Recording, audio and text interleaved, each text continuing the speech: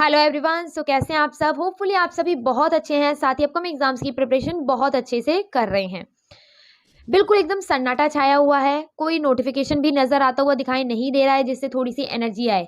सारे कैंडिडेट्स की जो एनर्जी है वो बिल्कुल डाउन हो चुकी है और उसे डाउन करने में एक और हाथ रहा है आईबीपीएस का फाइनल रिजल्ट। जिन कैंडिडेट्स को उम्मीद थी उनका सिलेक्शन नहीं हुआ है, तो अब वो खुद को खुद पर ये डाउट कर रहे हैं कि क्या 2023 में उनका सिलेक्शन पॉसिबल है। हम ये क्यों भूल जाते हैं कि जब हम हार्ड वर्क करना शुरू करते हैं तो ये ज़रूरी नहीं है कि हमें एक बार में ही मंजिल मिल जाए या 2 बार में, 3 बार में ही मिल जाए। जो पूरी जर्नी होती है, हम उस पर ध्यान क्यों नहीं देते हैं कि हमने कितना स्ट्रगल किया है। मैं अभी आपको एक ऐसी ही जर्नी के बारे में बताने वाली हूँ। फिर आप डिसाइड करिएगा कि क्या आपकी लाइफ में इससे भी बुरा हो सकता है। जब ये हार नहीं मान सकती, तो आप कैसे मान सकते हैं? मैं आज बात करने वाली हूँ एक सब्सक्राइबर की, जिनकी स्टोरी ने मतलब कहते हैं ना, एक अंदर से फील करवा दिया कि इसे कहते हैं हार्ड वर्क। 2019 कोरोना टाइम में प्रिपरेशन करना शुरू किया क्योंकि फाइनेंशियल कंडीशन अच्छी नहीं थी।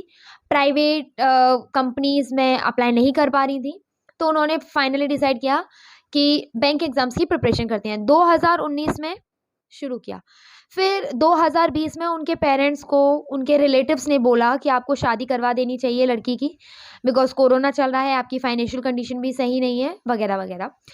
तो कहते हैं ना, लोगों के प्रेशर की वजह से उनके पेरेंट्स ने उनकी शादी कराई। शादी हो गई, कोई प्रॉब्लम नहीं। जब उन्होंने ये बात कहते हैं ना, अपने इन लॉज के सामने रखी कि मुझे आगे प्रिपरेशन करनी है, तो एकदम मना कर दिया गया। बिल्कुल मना कर दिया। लेकिन पार्टनर को समझाने के बाद, थोड़े लड़ाई झगड़े भी हुए, प्रॉब्लम्स भी हुई। समझाने के बाद देन पार्टनर ने बोला कि ठीक है, आप प्रिपरेशन करो, मैं साथ देता हूँ। उन्होंने प्रिपरेशन शुरू की। कुछ एग्जाम्स दिए, प्री नहीं निकले, मेंस तक तो वो पहुंच ही नहीं पाई।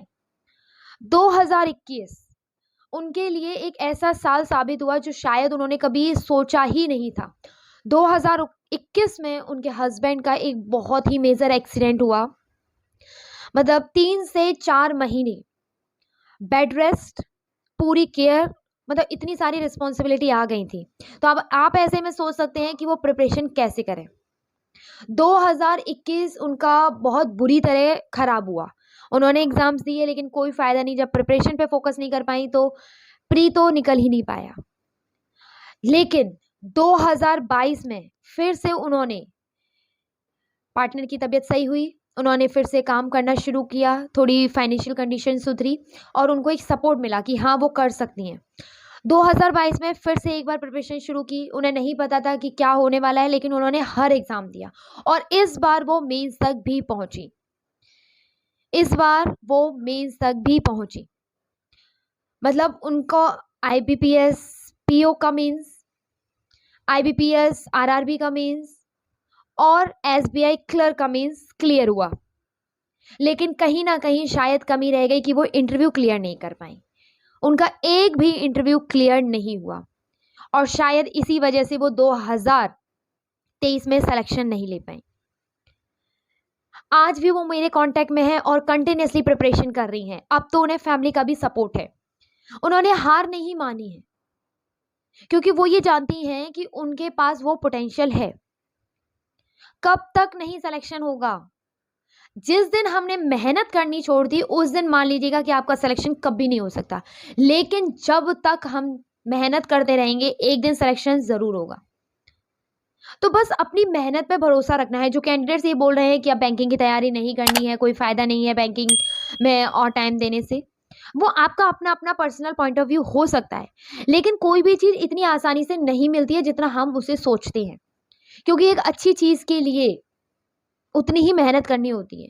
और जब वो रिजल्ट हमारे सामने आता है, जब वो हमें मिल जाता है, तो जो भी हमने स्ट्रगल किया होता है, जो भी हमने मेहनत की होती है, जो भी हमारी लाइफ में प्रॉब्लम्स आती है, वो सारी वर्थ इट होती है। उस टाइम पर वो सब दिखाई नहीं देता है। मैं आपसे फिर से कहूंगी कि बाउंस बैक करने का टाइम आ चुका है। फिर से बाउंस बैक करना होगा। 2023 में एग्जाम्स, कहते हैं ना, एग्जाम्स का जो युद्ध है वो फिर से शुरू होने वाला है 2-3 महीने के बाद, और आपको उस युद्ध में उतरना है। तो अभी से कमर कस लीजिए। आपको मेरी जो भी हेल्प चाहिए प्लीज़ मुझे कमेंट करके ज़रूर बताएं। मुझे ज़रूर बताएं कि मैं किस टॉपिक पर आपके लिए वीडियो बना सकती हूँ, किस तरह मैं आपकी हेल्प कर सकती हूँ।